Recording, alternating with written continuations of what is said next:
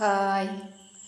അപ്പോൾ എല്ലാവരും വാവരിക്കലൊക്കെ കൊണ്ടിട്ടുണ്ടാവില്ലേ? നാളെ ഇപ്പോൾ വാവല്ലേ? അപ്പോൾ വാവിന് വെലിയിടാനൊക്കെ പോയി വന്നാലേ ഒരു കാര്യം ശ്രദ്ധിക്കുക കേട്ടോ. നമ്മളിപ്പോൾ വെലിയിട്ട് വന്നിട്ട് പിന്നെ വെച്ച് കൊടുക്കണവരുണ്ടാവും, വെച്ച് കൊടുക്കാത്തവരുണ്ടാവും. അങ്ങനെ ഈ വെച്ച് കൊടുക്കണവർ നമ്മൾ പിന്നെ വേഗം ചോറൊക്കെ അടുപ്പത്തിട്ടിട്ട് പിന്നെ ഉച്ചയ്ക്ക് വെച്ച് കൊടുക്കണവരുണ്ടാവും, രാത്രിയിൽ വെച്ച് കൊടുക്കണവരുണ്ടാവും കേട്ടോ. അപ്പോൾ ഈ ഉച്ചയ്ക്ക് വെച്ച് കൊടുക്കണവർ ആദ്യം തന്നെ നമ്മൾ ഈ ചോറ് വെന്ത ഉടനെ ഒരു ഒരു കോരി വെച്ചാൽ ഒരു പിടി ഒരു ഉരുളക്കുള്ള ചോറ് എടുത്തിട്ടേ ആ ചോറിൽ പിന്നെ കുറച്ച് നല്ലെണ്ണ ഒഴിക്കുക, കുറച്ച് എള്ളും കൂട്ടിയിട്ട് കുഴച്ചിട്ട് അതൊരു ഉരുളയാക്കിയിട്ട് ഒരു വാഴൻ്റെ ഇലയിൽ വെച്ചിട്ട് പുറത്തേക്ക് കാക്കയ്ക്ക് വെച്ച് കൊടുക്കുക.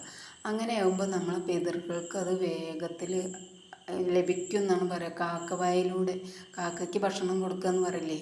അപ്പോൾ അതേപോലെ ചിലർ തലേ ദിവസത്തെ ചോറ് പിന്നെ നല്ല ശുദ്ധമായിട്ടുള്ള ചോറ് വെച്ചത് എടുത്ത് വയ്ക്കുമ്പോൾ അതിനൊരു ഉരുള കാക്കയ്ക്ക് കൊടുക്കാൻ വേണ്ടിയിട്ട് എടുത്ത് വയ്ക്കും കേട്ടോ ഒരു പാത്രത്തിൽ. എന്നിട്ട് രാവിലെ നെയ്ച്ചുടനെ തന്നെ ആ ചോറ് കാക്കയ്ക്ക് കൊടുക്കണവരും ഉണ്ട്.